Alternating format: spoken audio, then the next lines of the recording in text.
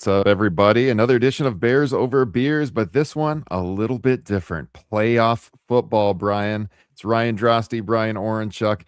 Brian, is this the first ever edition of Bears Over Beers that talks playoff football? I'm not sure because I can't remember when this podcast started. Oh gosh, it might be JB and EJ. You got to check us on that, but I think it might be because it was 20. Was it 21 or 20? It was When 20, and I don't think the show had started no, yet I at don't that think point. so either.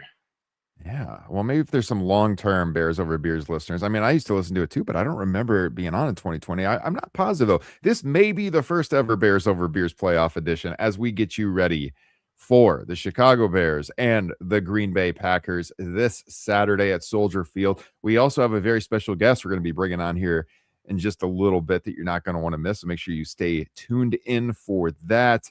Guys, if you are in our chat tonight, and you've brought a beverage. It doesn't even have to be alcoholic, but of course we like beer. So if you're drinking, let us know in the comments. Love to get you involved in the show. Super chats are open as always if you really want to support us. And while you're here, click that like button. That helps us out a lot. Make sure you subscribe to the channel as well as we get you ready for something that, Brian, we have been waiting a long time for, the first home playoff game at Soldier Field in 7 years. Mm. 7 years. Brian, we can finally get the double doink Mm. out of our system this Saturday night. How are you feeling about this game just right off the bat? And let me know what beer you're drinking tonight. Oh yeah, I'm excited to share with you my drink, but I'm excited about this matchup too, honestly. And it's funny. I made a post yesterday or today, even early, about how I'm actually I'm grateful. I'm excited that we get the Packers this week because not only do we get to get our 97th win in the rivalry, try to even that record a little bit more. But remember when Ben Johnson was hired, he said he really enjoyed beating Green Bay twice a year. We've only beaten them once a year so far. So this gives Ben an opportunity to make good on his word as well. So I'm excited about that.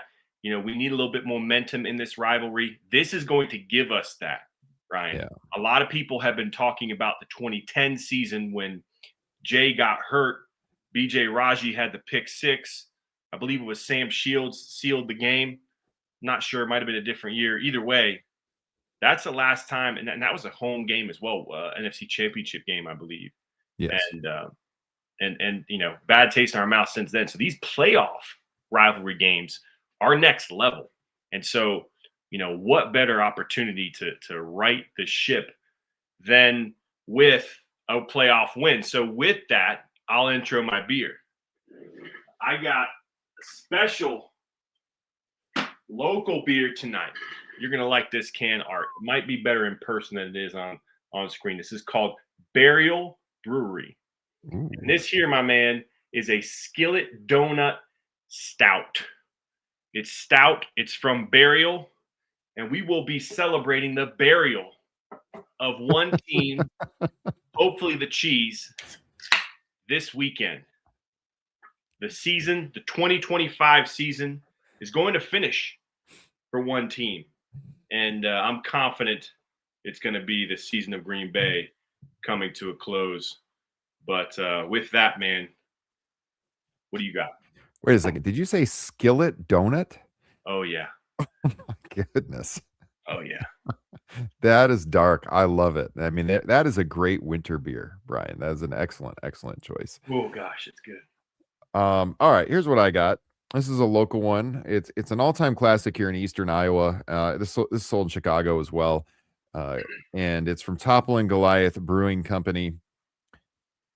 King Sue, the double India Pale Ale by Toppling Goliath out of Decorah, Iowa. You're an outdoorsy guy, Brian. If you ever get into Eastern Iowa, you're going to have to go up to Decorah, the bluffs of the Mississippi River. It's a beautiful place. They make great beer. This is honestly one of the best breweries in the entire country. Oh, wow. And they started out, their first kind of hit beer was called Pseudo Sue, which also had Sue the dinosaur on it. And then they got into some legal trouble because, of course, here's your Chicago connection, Sue the dinosaur at the Field Museum, right? So now on the cans, They got the Field Museum Chicago logo. I don't know if they have to give them some of the profits or what. It says brewing up history with the Field Museum. And they serve this beer at the Field Museum right What? across the street from Hey, Soldier Field. Yes, indeed. Was there that's some collaboration right there. That's some good yeah, collaboration. I was there last summer and I had, I've had this beer for years. I was like, I gotta buy it while I'm at the Field Museum. It's a great collaboration. So yeah, this is it's a double IPA. It is I'll just read you the description. This full bodied, hazy double IPA has notes of juicy mango, orange, and pineapple from Mm, the citra hops and finishes with a grapefruit aroma. It's delicious stuff. I want to say it's like 8 or 9%, 8.2%. And yes, indeed, as I'm going to show you here, since I'm an Iowan, just like JB, brewed in beautiful Decorah, Iowa. nice. Here we go. Yeah. Mine is 8% as well, which is somewhat unusual for a stout. Usually they're a little bit lower, but um, yeah, man. Cheers. Pour this out and That then sounds we'll delicious. That sounds right up my alley. A double IPA hazy with those citrus notes. Mm, I mean, it looks like orange juice, yeah, that looks good. I love it. salad stuff. And our guest will be drinking with us as well, so we'll have him do his beer when he comes on also. Ah, man, that's good. Oh yeah. Oh yeah. Cheers. Cheers, indeed. Real quick story about this beer, and then I promise we'll talk Bears football. But I think the reason people like the show is we talk a little beer too. Oh yeah. Um, so this beer used to be nearly impossible to get. They sell it in tall boys now. They used to only sell it in bomber bottles, like 22-ounce bottles. And when this brewery started, it was so limited because it was small. You would literally have to see like the delivery truck to get a hold of it. Mm, They didn't have a distributor. They would deliver it in this truck with their logo on the side, and they'd come down like to where I live, which is about an hour and a half from Decorah. And if you saw it, you better follow that truck to the liquor store to get it. In Kingsu, this one was ridiculously hard to get. And one day I was at their brewery with a few buddies, and they brought in cases of Kingsu in the bomber bottles while we were sitting there. And at first we went up there and we bought like a couple bottles because they were a little pricey back then. And we had a couple more drinks and we're like, I think I'll go get a couple more. By the time we left the brewery that day, we had all bought a case mm, of 22-ounce King Sue bottles. mm. I'm very grateful I can just get in the liquor store now and it's made in plentiful amounts. Nice. Yeah, it's fun. Yeah, I look Yeah. forward to trying that one next time our paths cross in person. Carl in the chat, have you guys tried Patrick Manley's Mm, Long Snapper IPA? I have. We used to get it here. We haven't got it in a long time, but the first time I saw it, I bought it. From what I recall, maybe like a little Pioneer IPA for sure than this one. It wasn't like the golden kind of like orange juicy IPA, but definitely a little more bitterness to it. yeah. I liked it. I thought it was pretty good. I like the pine notes. So, Carl, you're gonna have to hold one of those for me, man, or tell me where to get them. Yeah. Might have to get Patrick on the show. The man, the myth, the mullet. Got to get him on here. Heck yeah. He's making IPAs in his name, and he's perfect for this crowd. Absolutely. All right. Well, let's get back to this Packers game. We've talked about beer for long enough. I think we got to talk Bears Packers. I kind of felt like we all just knew this was coming now for the last couple of weeks. I almost felt like it was destined after we beat them on December 20th, which I don't think we did a show that week because obviously it was the holidays and that was one of the few weeks we haven't done a show this season. Yeah, I So we was never sick. really got to adequately celebrate it, Brian. Yeah. Yep. So hopefully next week we can celebrate a victory over the Packers on the show. We'll see what happens, but it's definitely feel destined ever since that moment in time. And then the way this last weekend played out, obviously our predictions were wrong. It was a bummer of a game against Oh Detroit. gosh. But then you're checking that score with the Eagles and you're like, well, it's still gonna happen. Here we go. So yeah, man, what's going through your mind right now? Because I mean, I'm sure just like me, you've been watching all the press conferences and you've been watching all the podcasts here on Second City Gridiron and elsewhere, just trying to bide your time for this weekend, but you also kind of have that nervous energy. I feel that's how I feel at least. How are you doing over there in North Carolina? Yes. So I am definitely disappointed with our performance on Sunday against Detroit. And that has left me with a bad taste in my mouth. It's left me with a little concern. regarding especially our defense, but also our offense. Like I didn't feel like anybody played a particularly good game last week. Anybody really, um, and so disappointed in that because we had obviously a big letdown. It was a solid game, especially for the offense the week prior against San Francisco. We're hoping to amend that loss, that tough divisional loss, with a winnable game against a winnable hobbled Lions team, and we didn't. And so, that has me a little bit concerned. The way that I mean, just simply picked us apart in the passing game, got what they wanted. They didn't score, but 19 points. But, we couldn't do anything on them. I think the game script got away from us a little bit. I wish we would have ran more. And, there's all this talk, as you've heard, as everybody has heard about, was he kind of holding his cards close to the vest, not really showing anything, and he even said he had a simple game plan. Was that by design for, in preparation of this week? I don't know. But what I do know is the effort from the players was disappointing, left something to be desired. And so, we've been talking all season long, Ryan, and it took us a few weeks, but it soon turned around where we had confidence in the coaching staff and how they would address the players, make corrections, and bounce back. I mean, shoot, the first Lions game we lost 2 straight, then we went on a run, just like we had said we would. But this is different, and so I'm really excited to see how Ben has the players and the coaches prepared for a playoff game. I love what he said about, like, he told the team, if you're ready for vacation, you got your plane, you just don't even come in. Right? Like if you're looking forward to the off season right now, don't come in, because we have a 5-week season right now that you have to be all in for. And I believe he is all in. So I think this is going to even ramp up a level of Ben and the staff and the players we've not seen yet. So because of that, I'm excited. But I'll tell you, man, that Detroit game has me a little bit nervous. I know, like, watching it was so disappointing. I mean, obviously the defensive performance was horrendous. I mean, it was like Jared Goff was playing a nice and easy game of catch with his receivers all day long. And Jalen obviously coming back from a serious injury, but does not look like himself whatsoever. Nashon is very much a boomer bust player. We've talked about it on the show all year. He gets a lot of picks. He's not great in coverage otherwise, and that's really been shown the last couple of weeks. He's definitely been targeted. And so, I mean, I'm worried about that. No question about it. But at the same time, talk about bend but don't break. They were able to clamp down in the red zone, which they have been decent at. I think if you look at that point total going into the game, if I told you that, we were going to hold Detroit to, what was it, 19 points, you would have thought the Bears are going to win the game, because I think on the preview last week, we each had the Bears in the 30s. And I think I had that. I think I had Detroit like 17 points or something like that. So it's right around what I expected him to score. It was just that the Chicago offense didn't come through.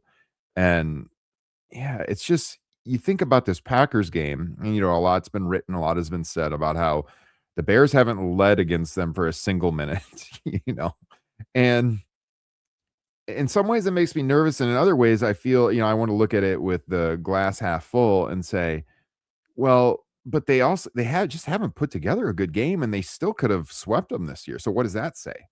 If they can come out, and if you look at was that the first game at Lambeau? Or no, I think it was the December 20th game where the Bears went right down the field on their opening drive, but then they had the errant snap and turned it over. And, that basically derailed all the momentum. Yeah, that was in Chicago, because you could feel the crowd kind of die after that. I feel that if we can actually score on our opening drive right away, take the lead, I think that crowd will be so amped up, and that will carry through, that will carry the Bears all the way through the game. If they get behind in this game again, I'm going to be pretty worried, to be quite honest with you, just given the performance of our defense. Yes, Green Bay is very banged up, but they still got a lot of talented dudes that can make plays. Now, we could also talk about the forecast because that's going to be a storyline going in this game. It's supposed to snow on Saturday. I just checked the weather a little bit ago. It's supposed to snow in the morning and afternoon. I'm not sure about evening, but there's going to be snow on the ground. Nice. And, obviously that can impact what this game looks like, whether it's a heavy run game or through the air. So, yeah, I agree with you. I was a little disappointed the Bears got away from the run last week. They just dominated the line of scrimmage against the Packers in the second half up at Lambeau in that first game this year. So if they could heavily concentrate on that, push them around, no Micah Parsons, get some scores early, then I'll be feeling pretty good. But yeah, the fan in me wants to be like, look, we haven't put together a good game against them. Ben always talks about how we haven't put together a full game in any game this year, and that's true, but especially so against Green Bay. I feel like we really did not perform well against them and still somehow walked away splitting with them and almost sweeping them. So, Yeah. No, and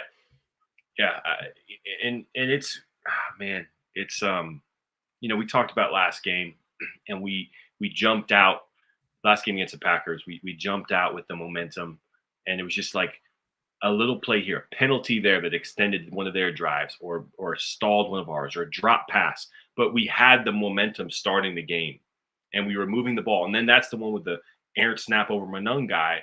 yeah. I don't know if you're talking about that one or the one Yep, that Green that Bay was had the one. in their game. Like, Yep. That those little type of plays where we kind of gave them back control. And Mhm. people like to conveniently talk about how things bounced their way at the end of the game. We were lucky to have the win, but they don't like to talk about how we had the momentum to start. And that was our game. The feel of it, offense and defense, was ours, and we kind of gave it to them. We can't do that this week. They're going to get most likely Zach Tom back, their best offensive lineman. They didn't have him last time we played him. And they've got guys coming back healthy. Jordan Love should be healthy. Malik Willis, who I actually am more scared of, will not be playing, it looks like, thankfully. But, I want the Packers to be at full strength when we beat them. I like, this is at the fan in me, the bitter, just burned Bears fan by the Packers over the years, wants to pay them back, in this fashion with no excuses, and I think smash mouth football is the way to do it. But yeah, I mean, you said it. Jalen didn't look healthy. We talked about this off the air over the week. We have some guys that have been coming back from injury, like Tremaine Edmonds. Even TJ didn't come back too long ago. Who should be getting full strength. And I was kind of disappointed, discouraged a bit by what Jalen said. I think it was today. He's like, "Yeah, I'm not going to be fully healthy until the offseason." It's like, what, bro? Like, if you can't do your job, you shouldn't be in there. Get Tyreek in there. I will say, I don't know if you saw this in my day after notes, but I loved what I saw from Jalen for the first time, I think maybe ever, in run support. I thought he came up and he set the edge. He had a couple stuffs, one on the 3rd and short that was huge, and he actually looked physical and better in run support. But they just had those, crossers and drags all day in man coverage that got open, and then they had wide open zones to pick apart. So I don't know what we need to do differently, what we can do differently rather, to close up some of those zones or tighten up our coverage. But I do think Kyler Gordon's going to help. Yeah. Him being back, again, he's not going to be at 100% full speed either. But you were at one of the games he played. He only played 3 this year. Can you believe that? Yeah, he only played crazy. 3 games this year: Washington, New Orleans, and Philly, and we won all 3. Yeah. And his impact on defense is undeniable. So I'm eager to see what he can bring, what element he can bring from a coverage standpoint and blitzing. But we know that C.J. Gardner-Johnson is an adequate blitzer, in the same vein as Kyler as well. So from a coverage standpoint, if he's healthy enough, I think he's going to add something to our team. But we need some turnovers, man. We need to run the ball. Yeah, it's going to be a big week, man. I hope it does snow. That's going to be fun. Yeah. Yeah, it's just this weird nervous energy because if they lose to Green Bay, you don't want it to like derail how you feel about the Bears. You might for a little while, maybe for 24 hours or so. But I then, if that happens, God forbid, I don't want that to happen, obviously, but if that happens, I think after some perspective, people are like, look, we're still kind of arriving a year early. We got in the playoffs, got some experience. That'll all be good.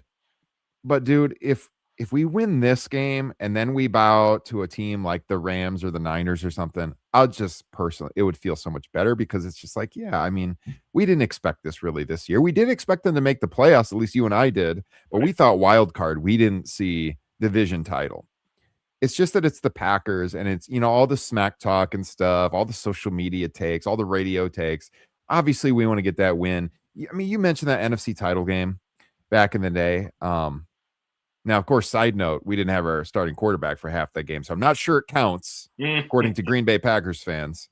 But good Lord, man, that one took a long time to get over. Oh yeah. Losing by 7 at home with Caleb Haney playing half the game. I will always feel, we've talked about this in the pod before, I will always feel like the Bears should have won the Super Bowl that year. And if Jay didn't get hurt, they would have. That's just such a frustrating one. And I feel like this is the chance, not just that game, to finally get the taste of that out of my mouth 15 years later, Yeah. but also just to really signal that this rivalry is in a new position. Yeah. Sure, we've split with them the last 2 years. All the games have been very close. Literally, like the last 4 games have all been decided basically on the last play of the game for 2 years. That's crazy how close these games have been. So it is essentially a toss-up. But if the Bears walk away with this one, they take the series lead in the playoffs again because the teams are 1-1 in the playoffs right now, historically. And really, it's just the fact that you can end their season. I think then the Bears really are starting to have bragging rights again, or being in the conversation of, look, you don't own us anymore, So Yes. No, absolutely. I mean, that's the way to do it. This is a way to end the season, to add to the rivalry, bring it back into our favor. We talk about momentum within games. There's also momentum within rivalries. And you could feel it shifting. It happened last week of the season when we won in Green Bay. You could feel it shifting. All of a sudden, they're talking about us and to us, the fans are differently than they have in the past. And you see people talk about our quarterback. Oh wait, maybe he is legit. Oh my gosh, maybe that coach is other offensive line, this and that. And they start talking. Yeah, did you see that one comparison of Austin Booker being just? I mean, like it was not nearly as dirty as the Packer on Punky QB Jim McMahon back in the day. Was it Charles? Oh my God, the Charles Martin hit on Jim McMahon. Yeah. That's like arguably the dirtiest hit in the history of the NFL. I mean, it was several seconds after he didn't have the ball anymore, and he had the hit list on his towel with number 9 on it. I mean, that's one of the dirtiest plays ever. He pinned his arm in while he slammed his head on the cold, hard, old school turf. Booker went in, his head was low, but his head was actually aimed at the chest. And we talked about this. Love lowered his head. Yeah, he lowered his head into the hit. There was clearly no intent on that hit. Right. Absolutely not. There's no question. And you saw the Packers players talking about that hit this week. Yeah, it was not a dirty hit. It sucks that it happened. We don't want to see Jordan Love get hurt either. Right. It was not a dirty hit. I mean, you're lying to yourself, or you're making yourself look like you don't know ball if you think that was a dirty hit. It wasn't a dirty hit whatsoever. Who was the former player that was on Twitter after that talking about it? Was it? It wasn't a Bears. Yeah, it was JJ Watt, right? Yeah. And he was like, whoever was complaining about it, like, you clearly have never played football because there was nothing wrong with that hit. Right. So yeah, anyways, some of the trash talk going around. Finally some of this trash talk is kicking in from the players. We got today, Keyshawn Nixon. I didn't want anybody but the Bears, he said. Christian Watson said, we have a chance to end the Bears season. That means a lot. And then Josh Jacobs, quote, I know a lot of guys took that hit that he took a little personal, the Jordan Love hit. So I'm not saying we're going to go out there and play dirty or nothing like that, but we definitely going to defend our brother. Josh Jacobs is out to lunch. I don't know what this guy's talking about. It wasn't a dirty hit. I mean, the Keyshawn Nixon hit on DJ Moore was a far dirtier hit. Yeah. Straight in the back. No fine. the best of my knowledge on that one either. Yeah. No fine for sure. Yeah. So, yeah, I mean, this is what you expect, though. This is what you want to see. We want to see the trash talk. Hey, give the Bears bulletin board material. I like it. Yeah. I mean, in some ways, the Bears losing these last two games, I think is going to motivate them. If you have watched these press conferences this week, they're angry, and that's going to be an advantage, I think. Rather than going into the playoffs feeling like you're on a roll and everything's good, I feel like they're refocused now. They're angry. They don't like the way that Detroit game went, and they're going to take it out on Green Bay, Brian, or at least I hope so.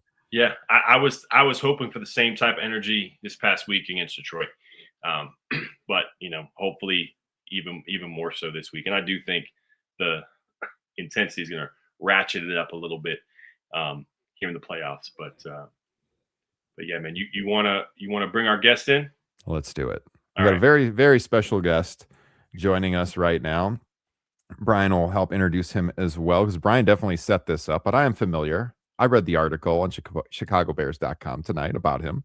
But Jonathan Otten was awarded by the Bears the 2025 Chicago Bears Fan of the Year, and he joins us now on Bears Over Beers. Jonathan, how you doing tonight?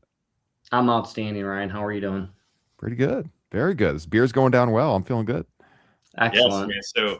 So Jonathan, first of all, congratulations. Living every fan's dream to be the fan of the year for the beloved. Clearly you have a nice little man cave set up. I actually had that poster back in the day. Oh, nice. I think we're about the same age, the three of us. It got to be about the same age.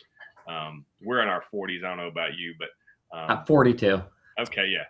I turn 42 next weekend. Yeah. In fact, if the Bears move on to the divisional playoffs, it might be on my birthday, the 17th. We'll see. When they do. Yeah. Yes, when they do. There we go. So, yeah, congrats on that, man. That's super exciting. And I know you have a lot going on.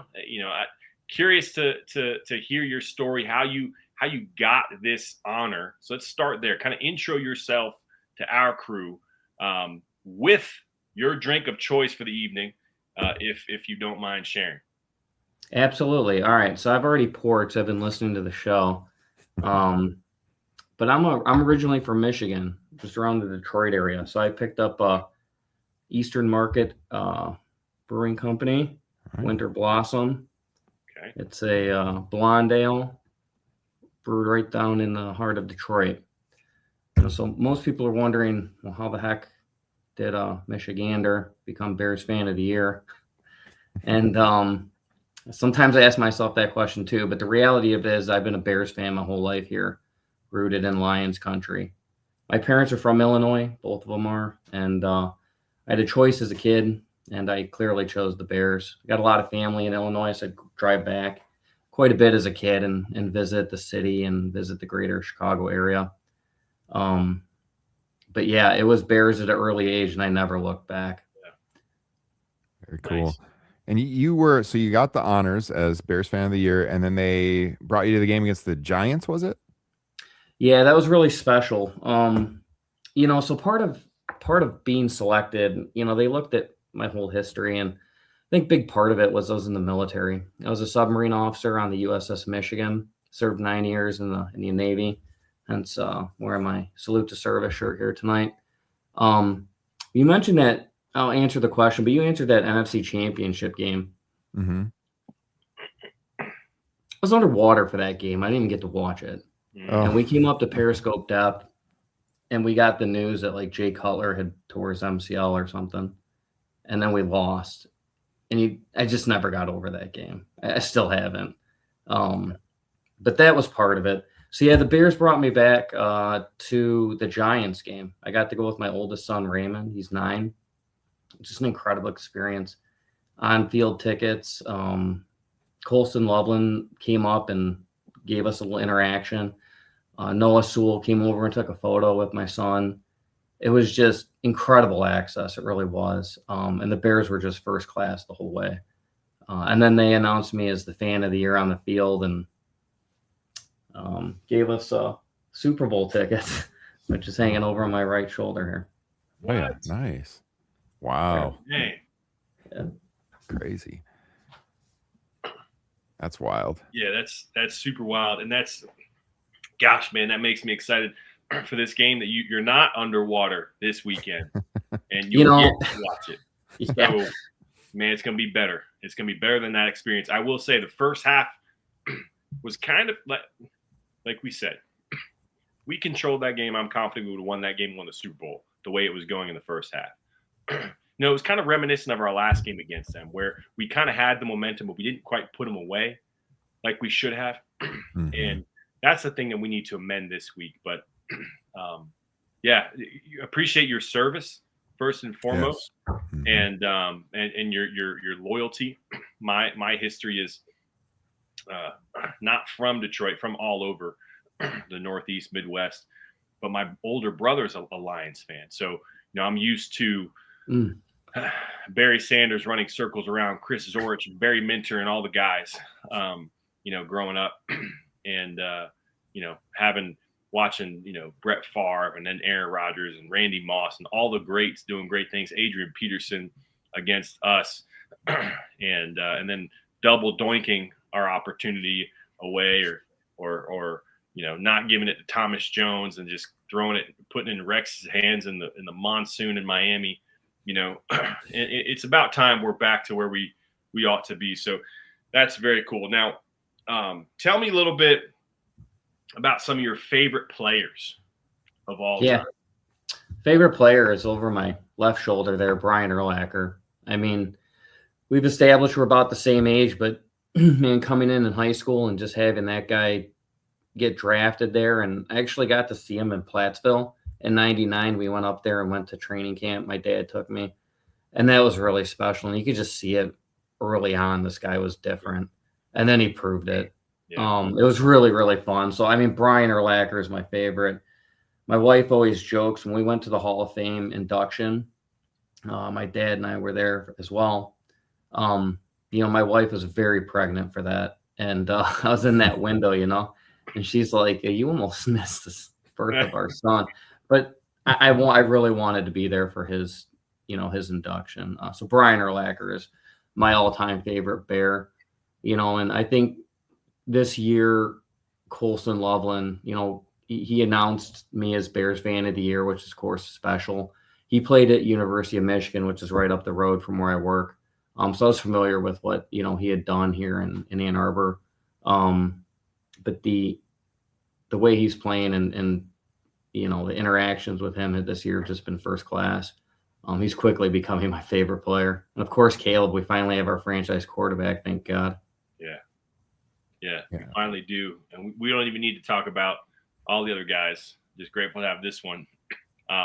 So tell me your thoughts kind of about this season so far, Jonathan. Give the listeners kind of your take on, because we mentioned earlier, whether or not we win this game, it shouldn't deter from or detract from how successful of a season it has been. But the reality is, at least for me, I think Ryan as well, you lose twice to the Packers and they knock you out of the playoffs. It's going to be a pretty tough pill to swallow, even on a great season. So what are your thoughts? Obviously going through this honor of yours, and also curious to know what you think of that blonde ale you're drinking. And did you name your son after Brian Urlacher? Those 3 questions. All right. Let's see. The season's incredible. Yeah. I mean, let's be honest. There's very few seasons that we can go back and just say this has been special. And you just felt it early on. Right. That 06 season it was the 01, 02 with the Mike Brown and the returns. That was the first season I remember just being that really hit home, and then we got that magic back in 06. I was tracking it from afar in 2010, 2011. And then 2018 was fun for sure, but this it's just different. Yeah. And it's different because that you can tell the leadership is there, but the quarterback is there. So to answer the question of how do you feel about this year, man, it's badass. Yeah. We finally have the right pieces. And if it's not this year, which it's going to be this year, I'm talking it into existence. then it's going to be not too far on the horizon. I really believe that. The beer is good. Kind of tastes like a an Oberon or maybe like a Blue Moon with a little bit of a citrus. Okay. It's kind of the notes I'm picking up on that. You guys got great breweries in Michigan. My uncle is in Grand Rapids, Oh yeah, and I went there one time. I went to that Founders, one of yeah. my favorite breweries. Their brewery in Grand Rapids is super cool too. But I mean, yeah, Bell's. You mentioned Oberon. Just Michigan's a great craft It beer state in general. it really is really spoiled here. With the amount of different breweries and whatnot. It Yeah, I also picked up an Odd Side Ales. I don't know if you've heard of them. They have some really cool beers. One's called the Bean Flicker, which is a hilarious name. Yeah, But it's I'm coffee familiar. notes and it's fantastic. So I picked that up. That was on my maybe. I had two picked out, but that was the other one. But yeah, Michigan has a great beer market. Um, the last question. Let's see. That was sorry. What was it? Your son? Did you name? Oh, son. Yeah. No, we did not name him Brian. It was we got a Raymond, a Zachary, and a Jacob. Pretty much all family names. Well, he's got no Ditka, no butt kiss. So you guys take it for what it's worth. Maybe just give him one vote for fan of the year, not three for each child. Something So like that. You got three boys then? Yeah, three boys. Yeah. You're balancing they're us all under out. the age of 10. It's fun though. It's been really good. Yeah. Brian has 4 girls and I have 3 girls. So you're balancing out the girl dads here this That's week. funny. And Good. typically, submariners don't have girls. I'm bucking the trend in that regard. Everyone always kind of relates it to the radiation exposure, but yeah, I'm clearly bucking the trend on that. Yeah, that's crazy. Nice. Well, I've got one follow-up question. Yeah. And be as honest as you possibly can be. You mentioned, and I agree, we've got our quarterback. When did you realize that that's the case? How long have you felt that? Day one. I felt, I'll be honest with you. And I'm not just saying this. When the Texans pulled off that miracle in Indy, I knew we had our quarterback. I knew it. You saw what he did in college, and it's just a matter of time, right? And even you see some of the throws he had last year, even with all the interceptions and the low interception number one, with all the sacks. You just felt like he was. You could see it. He's just different. The thinking, the throws, and then you pair that with the coaching, and you're like, yeah, this is for real. I don't say this to many people, and my wife killed me at the time, but I went and bought one of those like authentic helmets, and I'm not like a big memorabilia guy, and it's a Caleb Williams signed authentic helmet, and she about killed me. But it was like, I knew we finally had our franchise quarterback when they drafted him, and that's the way I felt. Once that play happened, we had the number 1 pick. I knew they were going to take him, and I knew it was the right pick. Yeah, that's exciting. That's really exciting. Yeah, and we talked about this. I think Ryan, it was the first Packers game, the pod leading up to that, about Bears QB's records against the pack. Mm-hmm. And we're not going to put you on the spot because we like you, but you might be surprised at the quarterbacks who were actually more successful against the Packers than others. And Caleb has a chance to be one of the best, but obviously from a record standpoint, he'll break the tie. What's he now? He's what, 2-2 right now? 2-2, yeah. 2-2. And so he'll break the tie this week. But you think about the playoff. What, Ryan? You said the teams are 1-1, something small like that in playoff games. Yeah, I think the last one was what, in like the 30s or 40s. The first time they played before the NFC title game. Yeah. How monumental would it be, not only for the rivalry standpoint, but for the legacy standpoint of the quarterback that I agree with you. I believed in him from day one. We've been excited about him from day one. And people can look at yards per attempt and all these advanced metrics from his stats his rookie year and his sacks and dropbacks. But if you watch the tape and watch the game, we have watched all the quarterbacks. 18 season we had Trubisky, and you didn't say it, but that's what kind of made me not as confident in that season. We had an amazing defense, but our offense, led by our quarterback, it was just wasn't quite sure about him. He had limitations, and even Jay, I think we could have won the Super Bowl with, but he had his faults as well. And Caleb, he doesn't turn the ball over. He makes incredible plays with his arm and his legs, and he's a great leader. And the thing I think I love about him most, you saw it from his record-breaking this year, league-leading 6 comebacks within the last 2 minutes, right? He is clutch, like that clutch factor. And so how does that, Ryan, show up in the playoffs? Because every second is clutch in the playoffs. And so I'm excited to see that. But I'm with you, Jonathan. I excuse me, I was a believer from day one with this guy. Yeah, so the very first time the Bears and Packers played in the playoffs, found the box score, looked it up. It was the divisional round, trip to the NFL title game on the line. And, Jonathan, as a military guy, you'll appreciate this. The game occurred on December 14th, 1941. Wow. Exactly 1 week after the Pearl Harbor attack. I'll say, week after Pearl Harbor. Yeah, wild. And Wow. I'm a U.S. history teacher, and, I'm teaching World War II right now, actually. So when I saw that day, I was like, wow, week after. That's wild. 33-14, Bears won that one at Wrigley Field.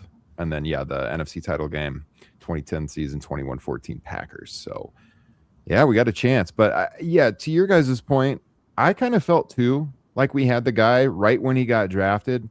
Some of this is definitely like the media and like the world we live in now, even since when they had drafted Justin. Like when they drafted Justin Fields, he had been in some huge games, right, the biggest games in college football. Yeah. And I still didn't feel the same about him. It was different with Caleb. Like he came in with some moxie about him. He was already a superstar. I mean, some of that is the NIL and everything. But I remember saying to some of my friends at the time who aren't Bears fans, I was like, this is super weird. The Bears just draft a guy who's already a superstar. Like they're gonna have celebrities at their games for this kid. He hasn't even played a snap for the Bears yet. It's a weird feeling. And I was familiar with him. I watched USC games, especially that last year, thinking it was possible the Bears could draft him. But yeah, there's just something about his confidence. When he talks about how he doesn't get nervous, the only time he ever got nervous was, I think, the first game he played in high school or something. I believe him when he says that. It's just he has this weird cool factor about him where he just doesn't seem phased at all. Every time they cut it to him on the sideline, doesn't look out of sorts at all. He does seem angry right now, which I think is an advantage going into this game. But yeah, I never feel out of it with him. And for him to be this early in his career, I just feel so good about where the next few years are going, especially while they still have him on a rookie deal. To Jonathan's point, if it doesn't happen this year, I am also confident it's going to happen with him and that they will get to a Super Bowl within the next handful of years. I think it will happen. I'm like really confident in that. The last time I was this confident about a Bears team advancing deep in the playoffs was before that 06 season, coming off of 05 when they had that great defense. They lost to the Panthers in the divisional round. I felt like going into 06, they were going to go all the way. The NFC wasn't super strong. The Bears looked dominant the year before. I remember I went to family night at Soldier Field that year before the season started with my family, and I was telling them all, like, this is going to be this team's going to the Super Bowl this year. I took so many pictures that night. It proved to be accurate. They didn't win, but they sure got there, and that was a heck of a memorable season. And I definitely didn't have the confidence in the offense that I have in this one. Right. I feel with they could get there this year. Absolutely. I could feel, I don't think they're the favorites. As Bears fans, obviously, we feel like they could do it. When they get by Green Bay, I'll just join the language that you guys have been saying. When they get by Green Bay, you look at the way the playoffs could land here. And, I think it would be just crazy if the Rams lost to Carolina, but anything can happen. Didn't they? They already lost to Carolina. Yeah. That's, I mean, to do it a second time would be wild, but I mean, it certainly could It's happen. in They got to go Carolina. there. They got to It's go there again. Yeah. So like, I mean, I can envision a scenario in my head where Bears beat Green Bay and let's say they have to play the Rams in the divisional round or something, and it's like a snowstorm at Soldier Field. LA's got to play in that. They're already not as good outdoors in the cold. Bears get by them, and then it's one game. You just got to win one game, and then let's say San Fran plays Seattle, and I think this is the way it would go if those two teams won. San Fran like upset Seattle, and then the Bears are hosting the NFC title game, and it's another West Coast team that's to play outside in the cold. Advantage Bears. So I mean, there's scenarios where it could happen this right. year, but even beyond this year, I feel like, man, we're going to address the defense in the offseason this year. We'll talk about it on the shows in the offseason. But when they can really make that a lethal unit too, in addition to this offense that has so many key players who are so young, how are you going to beat this team when they get that side of the ball, up to par too? It's super exciting, regardless of how this weekend goes. So that's where I'm at. Yeah, agreed. And we talked earlier, Ryan, before John joined us, but to me, the X factor that can win us this game and give me confidence moving forward is Kyler Gordon. Mm-hmm. We've been highlighting him all season. Goodness gracious, and he's only played 3 games, but the importance that he's had, and Dennis Allen alluded to it this week I think today in the press conferences about how they've not been able to have him on the field much this season, but before the season, he was one of the guys that they really felt, keyed in on and highlighted. And Ben, he's one of the guys Ben Johnson highlighted in his opening press conference. And Kyler Gordon, Jonathan, I don't know if you saw this or heard it, I'm sure you know it. He's only played 3 games this year, but we won all 3. He has that, he brings that X factor to our defense. His run stopping ability, his coverage ability, especially from the slot, those quick in-breaking routes. He's the guy that can get his hands on those balls and tip them up to a Tremaine Edmonds or TJ or Byard. So if he can stay healthy this game, and if he's even close to 100%, I think we win handedly. And I think we have a chance to run all the way. But if he gets hobbled, if CJ's not back, if we have to play Nick McLeod for a healthy dose of snaps, then we're going to be in trouble. It's going to take somebody stepping up. And that's what we were texting each other back and forth last weekend. Who's going to step up? Who's going to step up and make a play on defense? Because I have faith in Caleb and Ben and Declan Doyle and that offense. Colson Loveland, you talked about. I followed him in Michigan too, Jonathan. He's been a stud. Underused in college, but the Bears didn't pay attention to that. They saw what he had to work with, and they snagged him at 10, much to the chagrin of a lot of people. But, real ball knowers know what he brought to the table, and now they're starting to see it. But I have confidence in our offense, suffice to say. Our defense is my question mark, and Kyler is that kind of that peg that we need. I agree with that. And I would add, the history of these Packer games, and we've all lived this. It's going to be that third down play. And LaFleur is going to just throw the bomb. He's going to do it. It's going to happen. And I think the difference in this game is, do we actually cover it for the first time in our life? And the answer is going to be, yeah, we are. We have to. It's coming. And we have to stop that third down bomb. And as far as getting the ball, on offense, if we run it, then they're not stopping them. The Bears offense runs through that running game. Monangai and Swift have been studs behind that offensive line. And it's really like what the Lions did, running the ball with Montgomery and Gibbs on that offensive line the last 5 years. If you can control the ball, which the Bears were not able to do the last 2 games against the Packers, and keep away from the Packers, I think it then dictates how the Bears can control that game. But I think the running game is going to be equally as important as stopping third down. Yeah. No, we got to run the ball. Ryan and I talked about that before you hopped on. That's got to be a focal point. And, I don't know if you believe, I don't know if I believe the idea that Ben was playing vanilla and holding his cards, not showing extra. In that same vein, you have to imagine maybe he wasn't running. I think they ran 18 runs last week. I mean, each running back should get around 18 runs every game, in my opinion. So maybe that was to keep the offensive line and the running backs fresh, because he's planning on pounding the rock. I just don't believe any of that, because why would you play your starters if you weren't going to play them all the way? But Agreed. we do need to run the rock, and we do need to see more decals and hear more decals popping off the Packers helmets from our guys running over them. And we're big fans of both running backs, but Swift is the one that has gotten a lot more hate mail than Monangai over the past year. But he loves beating up on Packers too. He's been a thorn in the Packers side the last few times we played him. So run game is going to be huge. Play action is going to be huge. But like you said, third down, Kyler Gordon, who's going to make a play?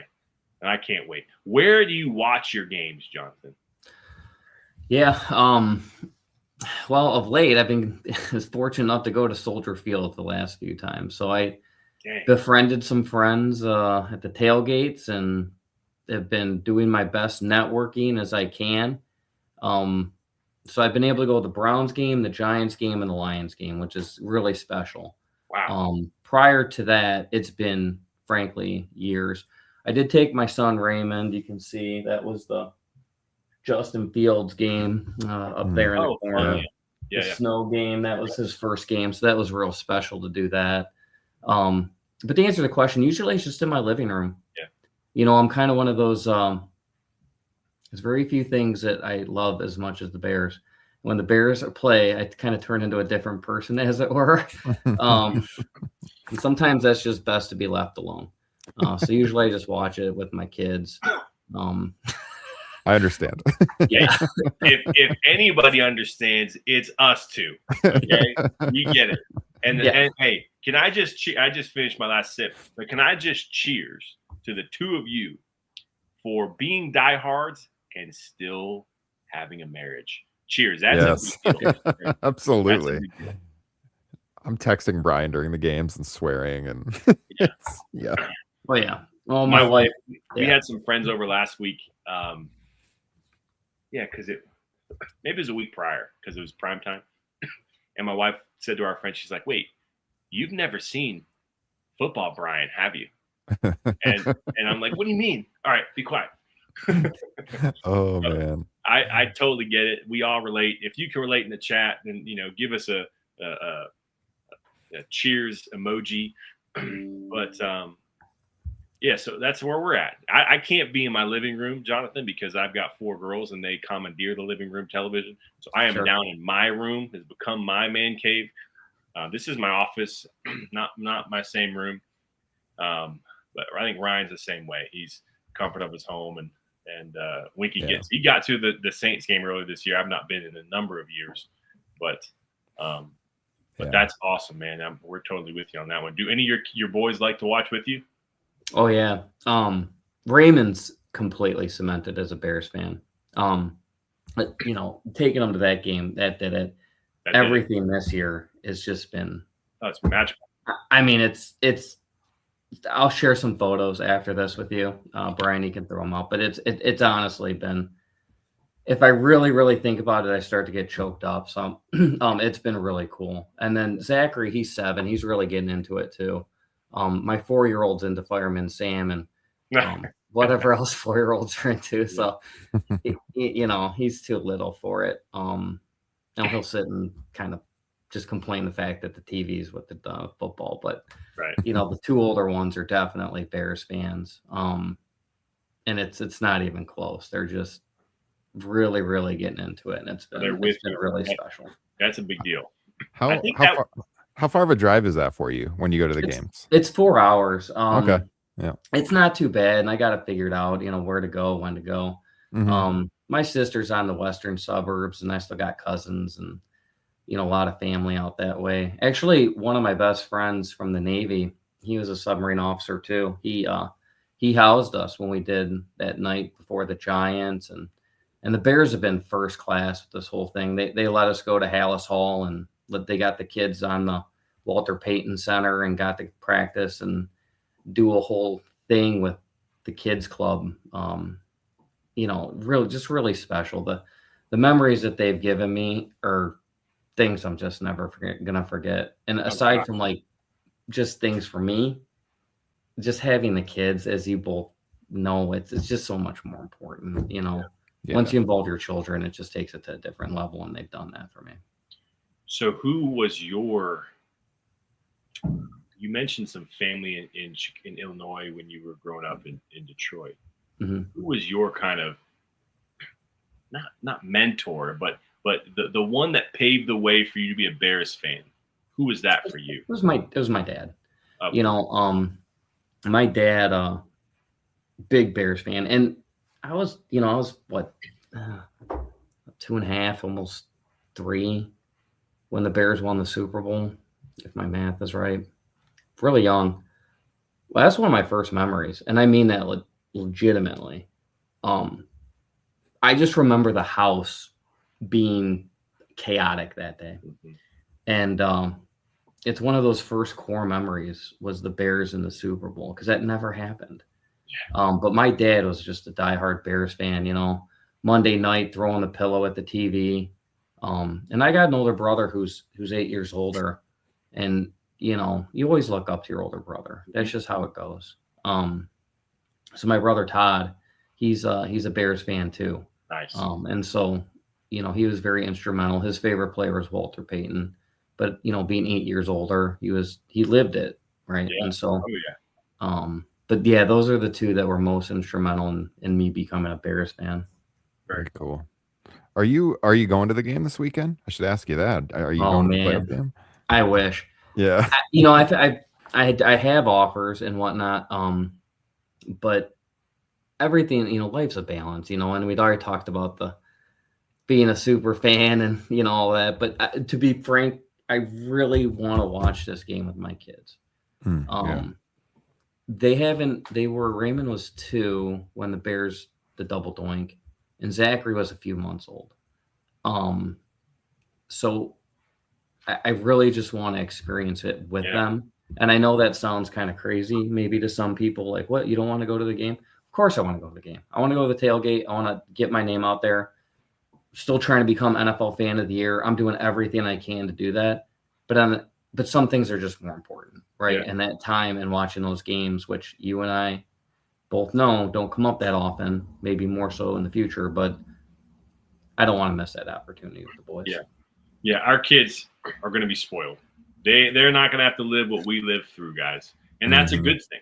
It is a good thing. You want that for your children, but I'm with you. I think that's special, and so in that vein, I'm grateful that it's a Saturday night game instead of Sunday night before school, because a little harder to convince mom to let them stay up past halftime on these Sunday night games, especially on the East Coast where I'm at. But that's awesome, man. Jonathan, man, it's been great to meet you. Yeah. We will share the link to vote. I have voted so for the not Walter Payton, for the NFL Fan of the Year award. It's on NFL.com. All you got to do is enter an email address. You can vote as many times as you want. Yeah. And if your story resonates, or if Jonathan's story resonates with you, as far as Bears fan in your family, your bloodline, having the house shake when the Super Bowl happened back in '86, and living through the Lovey years, the Wanstash years before that, obviously Ditka and Tressman and Nagy, and here we are with Ben Johnson, who, by the way, Jonathan, is from right up the street from me right now. Not where I'm from, but where I am now. Ben Johnson. Oh. Ben Johnson played his high school ball not far. Oh, in North Carolina there. Mm-hmm. When he was living in Detroit, if I don't mind sharing, He actually was at my kid's school. Oh, and he you know, not gonna be weird about it, right? He just comes in and gets his kids, and you see the Johnsons. It's just the way it is, right? And I'm not a Lions fan anyway, so I'm always wearing my Bear stuff regardless. But there was one day when he looked at me and we just crossed. We didn't say a word, and he just smiled at me. And I swear, like, I'm taking that, and I'm like, there's a chance. There is a chance. Yeah, that was pretty That's cool. awesome. And that is a true story. have you heard the interview that our Bill Zimmerman had this past summer with Ben's agent? I did not catch that interview. Oh gosh, you got to check Great. that out, man. That is just some exceptional stuff behind the scenes. You know, there were so many rumors about he wanted the Raiders, he didn't want the Bears. There was this and that, and Bill, our guy on this channel, he got first access to any of Ben's people and got It was like right after it happened, wasn't it? Yeah. I mean, it was pretty close. Yeah. All the inside scoop, even from Thanksgiving, like he talked about Thanksgiving weekend contact stuff. Like it was, so that you got to check that out. That's some really cool stuff. And definitely will do. But yeah, this is new leadership, ladies and gentlemen, from the front office to the coaching staff to the captains and the quarterback. New leadership in Chicago. That interview, at least it was on the YouTube page on January 24th. I mean, it was like days after because didn't they hire him on like the 18th or 20th or something? Yeah. It was like within the week that he got hired. Bill had his agent on his show, and as you can imagine, that was like the most downloaded episode in the history of Second City Gridiron. It's a great, it's super insightful. Well, until tonight. Yeah, until tonight, and we got the Bears fan of the year, so now we're doing big things. And it's playoff, first ever playoff Bears over Bears episode. You think? Yeah, man, that's very cool. Very cool. We got to keep in contact. This has been a great conversation. Well, I really appreciate the time, the platform, letting me share some of my stories. Thank you for the fans voting. My wife's like, I'll be happy when this is over. If it feels like you're running for a candidacy or something. I'm like, if you're going to do it, you're going to do it. And that's what I tell my Cub Scouts, right? I'm a Cub Scout leader. Cub Scout motto is do your best. And I just want anyone who interacts with me during this whole thing to be like, that guy did his best. He tried his hardest to get voted. And so that's all I'm doing. And I appreciate the platform.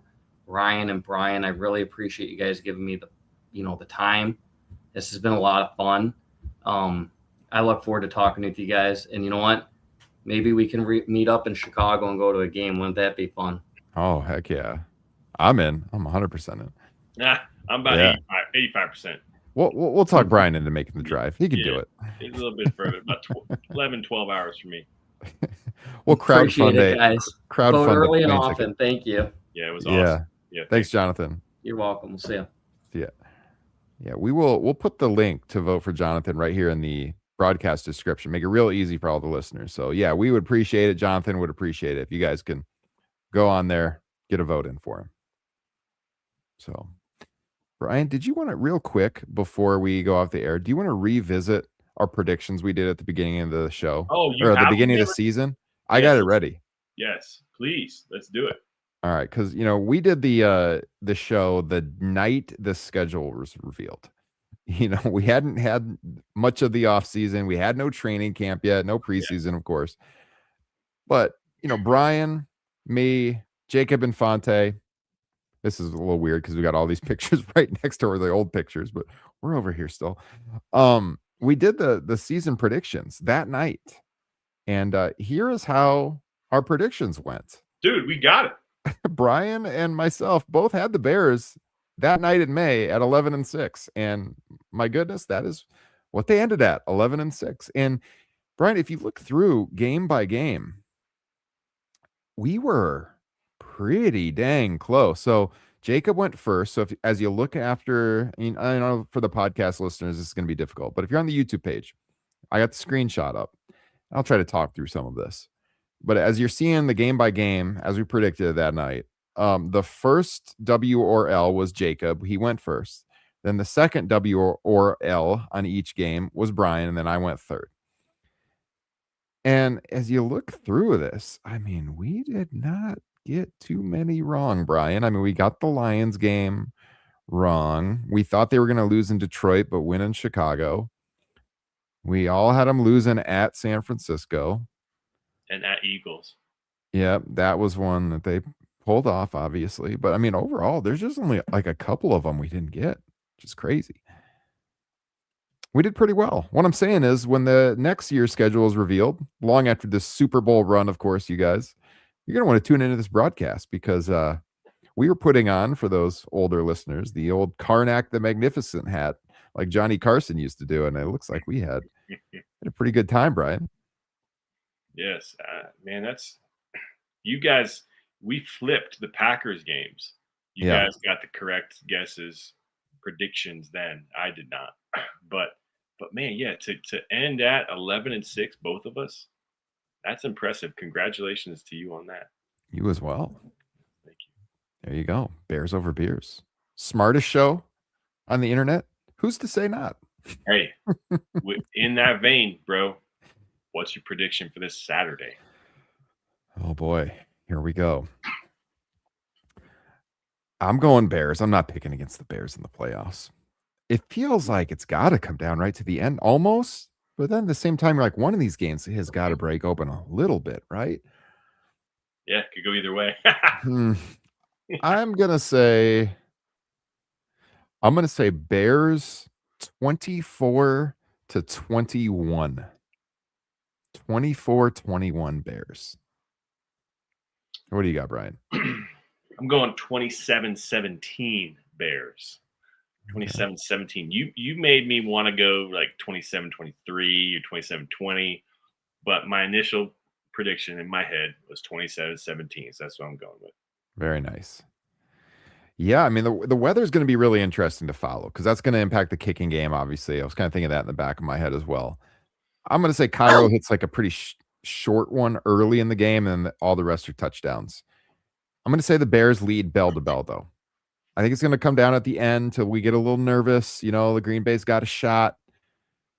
But I think Jordan Love's going to throw some interceptions in this game, at least one. I was looking through, his history in the playoffs, Brian. 5 touchdowns, 5 interceptions in 3 playoff games.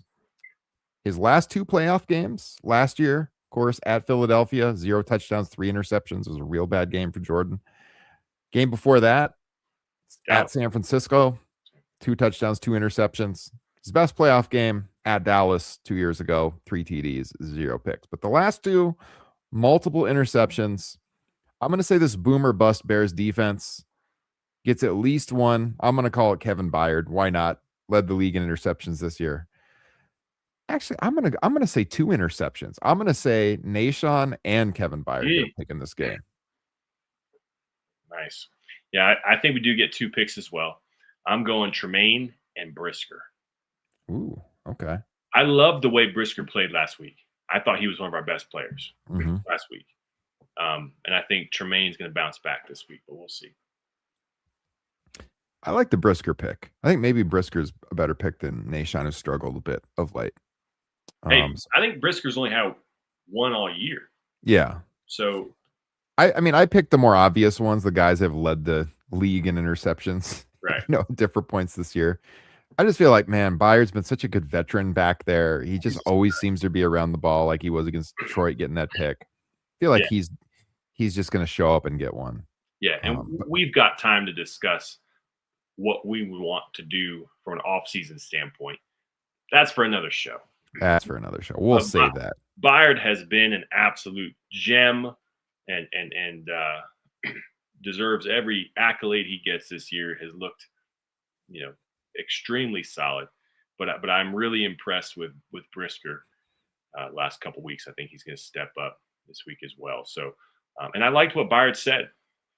He said something along the lines of, you got to get close to the line, but not jump over it. Mm-hmm. Get close to the cliff or something like that and just not jump over it.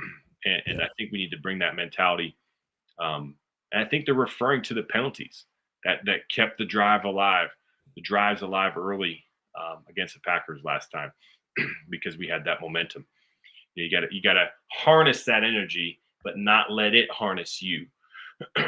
and I think Brisker has been doing that lately. And Byard is obviously a pro's pro. We just need our guys to step up. Hopefully Gordon can be healthy, but we will be watching. Ryan and I will be texting.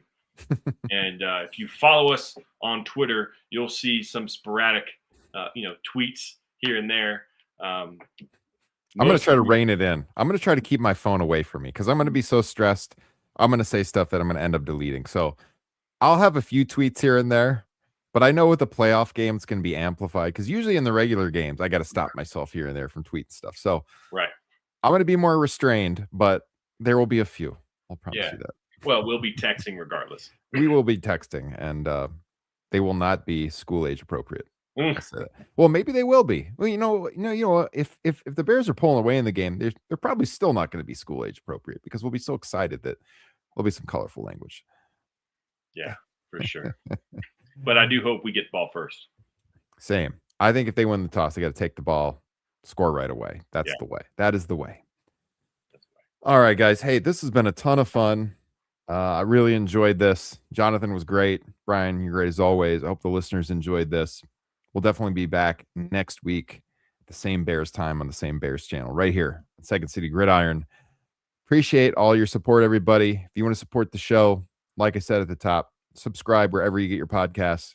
Subscribe here on YouTube. Like the video. Leave us a 5-star review on Apple and Spotify as well. Check out all the other shows here on Second City Gridiron as well. Check out Bear and Balanced every single Monday. We've got Taylor Dahl doing great stuff. Always Mac and Reed. We've got the doctor. You got a lot of people. Mason West, of course. So yeah, support the channel. Great Bears content nearly every single day. And of course, Bill Zimmerman, who we put over big time with that interview. Yeah. Bill Zimmerman with the greatest interview or with the greatest podcast intro in podcasting. This has been a big conversation piece in the Second City Gridiron group chat of late is Bill's intro and who loves it and who doesn't like it. That's right. I love it. Keep it up, Bill. Keep it up. So yeah, support all of us. If you want to support the show, obviously Jonathan had one of our pint glasses. We appreciate that. I'm wearing one of the shirts right now. We got all kinds of merch at the Second City Gridiron store. If you go to our Twitter page, at Bears Over Beers, I believe I have stickied at the top the link to the Second City Gridiron store, and you can get Bears Over Beers merch there and all the other shows or just the network in general. So support us, and of course, support your Chicago Bears. Let's bring home that W, Brian. Let's do this. Let's do it. Bear down, everybody. We'll talk to you next Wednesday night. Bear down.